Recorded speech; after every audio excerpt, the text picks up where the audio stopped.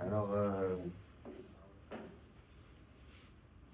mesdames, messieurs, vous savez qu'il y a dans la paracha de cette semaine, on va assister à quand même deux disparitions dramatiques. Parce qu'on a et Aaron et Myriam dans la Torah, donc dans cette semaine où on va nous raconter donc leur départ. On va nous parler du départ, on va parler dans la Torah du départ de Aaron et de Myriam.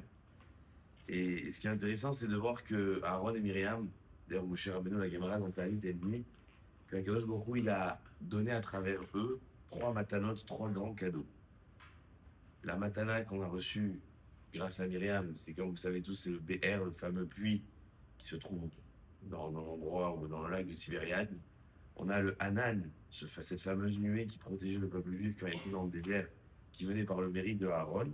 Et on a enfin, comme vous savez tous, donc la manne qu'on a reçue durant le désert par le sroud de Moshe Rabbeinu. Moshe Rabbeinu est parti le dernier. On a Myriam et Aaron qui sont partis. C'est écrit que quand Myriam et Aaron ils sont partis, à chaque fois qu'il y en a un qui est parti, quand Myriam elle est partie, le BR il s'est arrêté. Ce fameux miracle où il y avait un puits qui abreuvait le peuple juif, ça s'est arrêté après la mort de Myriam. Aaron et Moshe, ils ont dû prier pour que ça revienne. Quand Aaron il est parti, le Hanan qui protégeait, c'est pas que il protégeait. Le Hanan il aplanissait les terres, il détruisait les ennemis, protégeait des bêtes sauvages, etc. Et le Hanan il a disparu quand Aaron il est parti. Mais Moshe Rabbeinu il a prié, le Hanan il est revenu. Et enfin, Moshe Rabbeinu, vous savez tous, quand lui il est parti, j'entends lui dire, parce que je parle pas beaucoup, mais quand Moshe Rabbeinu il est parti, qu'est-ce qui s'est passé? Alors à Kadosh là, il a tout arrêté. Ce qui est extraordinaire, c'est que la question que je me pose, et le marchand il pose cette question, il dit pourquoi ça a dû disparaître et on a dû reprier pour que ça revienne. Ok, quand Moshe Rabbeinu il est parti, on n'avait plus de mérite, tout est parti. Mais quand Aaron il est parti, le Hanan il a disparu. Quand Myriam elle est partie, le BR il a disparu. Mais il est revenu par qui? Par le sroud de Moshe et de Aaron. Pourquoi Hachem il l'a enlevé?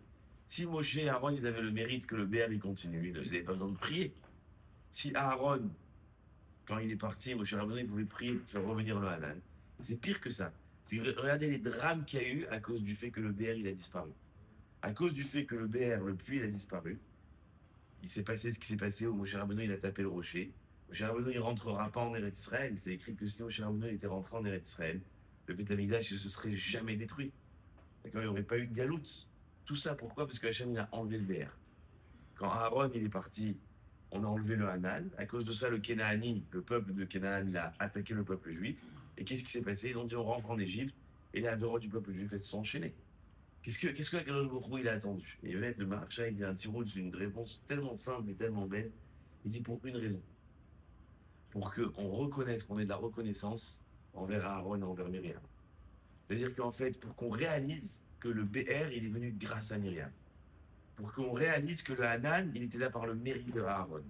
Et alors, on les remercie. Ah, ils sont plus de ce monde, c'est pas grave. Et en fait, ici, la Torah nous apprend que même si des milliers de personnes sont mortes dans le peuple juif, à cause de l'histoire de Chet Nemeriva, à cause de la faute du rocher, et à cause du peuple juif qui s'est plaint en disant on va retourner en Égypte parce qu'on a peur du peuple de Kénaani, à cause de ça, il y a énormément de juifs qui sont morts, il y a eu des drames dans le peuple juif. Pas grave. On a préféré que le peuple juif il apprenne une chose, c'est ce qu'on appelle à Karatatov, la reconnaissance. Et ça, c'est plus important que tout. Pourquoi? Parce que parmi toutes les midotes, quand il y a des midotes qui sont Ben Adam Achavero, en relationnel avec les hommes, il y a des midotes qui sont en relation avec nous-mêmes. C'est la mida de Akaratatov. La mida d'Akaratatov, contrairement à ce que les gens pensent, c'est pas vis-à-vis de l'autre, c'est vis-à-vis de moi-même. Pourquoi c'est important d'avoir de la reconnaissance? C'est pas pour les autres, pour moi, pour être moi un homme différent. En fait, la reconnaissance dans la Torah, c'est pas parce que l'autre il m'a fait du bien, donc je vais lui rendre ce qu'il m'a donné. C'est pour moi. Et d'ailleurs, même quelqu'un qui m'a fait du mal, qui a voulu me faire du mal, mais finalement, c'est sorti du bien, je dois avoir la reconnaissance. Même quelqu'un qui a fait le pire, Moshe Rabbeinu, il a eu de la reconnaissance envers l'eau du Nil qui l'a protégé, mais c'est pas l'eau qui l'a protégé, c'est la fille de Paro. Non, il a eu de la reconnaissance envers l'eau. Pourquoi? Pas pour l'eau, pour lui. Et ça, c'est très important de le comprendre. La Torah dit que celui qui a de la reconnaissance envers quelque chose, envers quelqu'un, alors il a de la reconnaissance envers Akadosh Baruch Hu.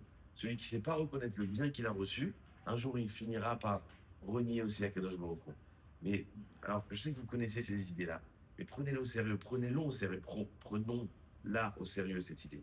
Parce qu'on ne se rend pas compte combien dans notre vie, on n'a pas assez de reconnaissance. La reconnaissance, elle est pour moi, elle est vis-à-vis de moi-même.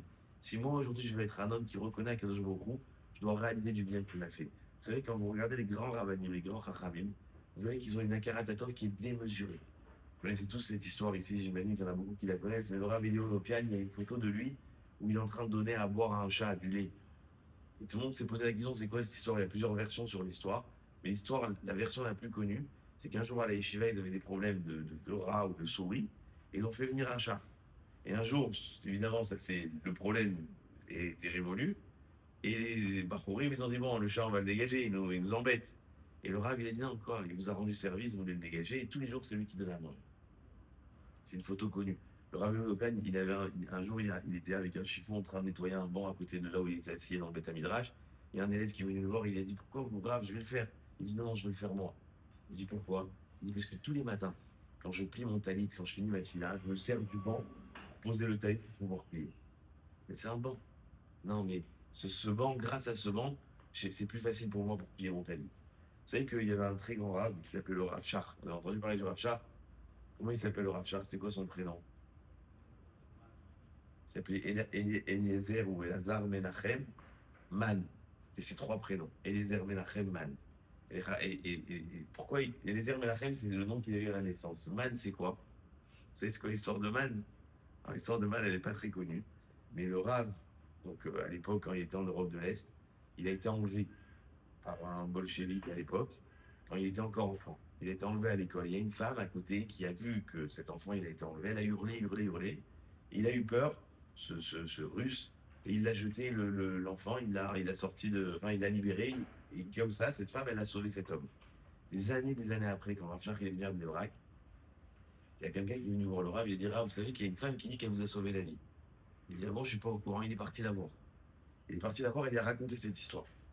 Il a dit, le Rav, il a dit, comment je peux vous remercier? J'ai pas d'argent, j'ai rien. Rav Shach, quand il est mort, même, il a laissé 2, 3 livres et cette fille, il n'avait rien, rien du tout.